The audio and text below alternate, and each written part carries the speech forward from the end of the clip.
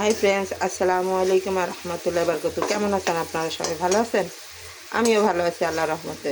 শরীরটা অসুস্থ ছিল 4-5 দিন, এখন আল্লাহ রহমতে মোটামুটি সুস্থ। আজকে জুমার দিন, আপনাদের সবাইকে জুমা মুবারক। আর আমাদের বাসায় শুক্রবারে, বিশেষ করে শুক্রবারে তো কম্পালসারি হবেই, এক জুমা পোলাও মাংস, এক জুমা বিরিয়ানি। তো আজকে আমি পোলাও মাংস রান্না করতেছি।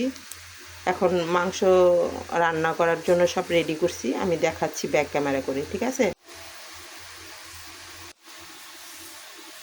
তো এখন আমি হলুদ, মরিচ, পেঁয়াজ, ধনিয়া সব কিছু গুঁড়া দিয়ে দিচ্ছি।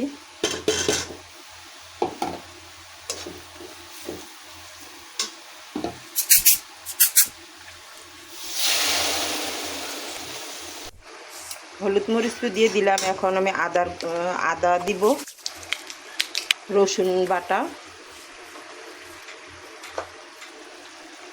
এটা হচ্ছে আদা বাটা। সব ভালো করে কষিয়ে পরে মাংস দিব। তো মশলা কষাচ্ছি আমি।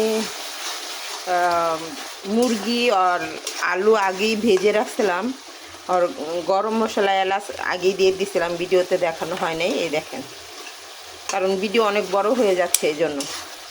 এদিক দিয়ে আমি মশলা কষাচ্ছি, ভালো মতো কষানো হলে যে ভেজে রাখছিলাম আলু আর মুরগির মাংস, ওটা দিয়ে ভালো মতো কষাবো। আর এই সেটে পোলাও চাল ধুয়ে রাখছি, অন্য চুলায় পোলাও রান্না করার জন্য চাল বসাই দিব। তো এই দেখেন, তেল চলে আসছে মশলার উপরে। এখন আমি ভেজে রাখা আলু আর মাংস দিয়ে দিব। এই যে আলু আর মুরগির মাংস, এই দেখেন একসাথে। এই যে মুরগি ভেজে রাখছিলাম, ঠিক আছে?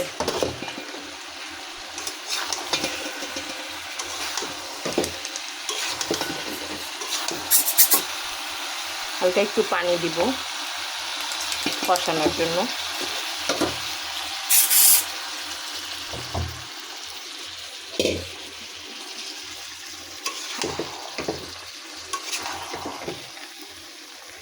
এই যে মাংস কষাচ্ছি ভালো করে।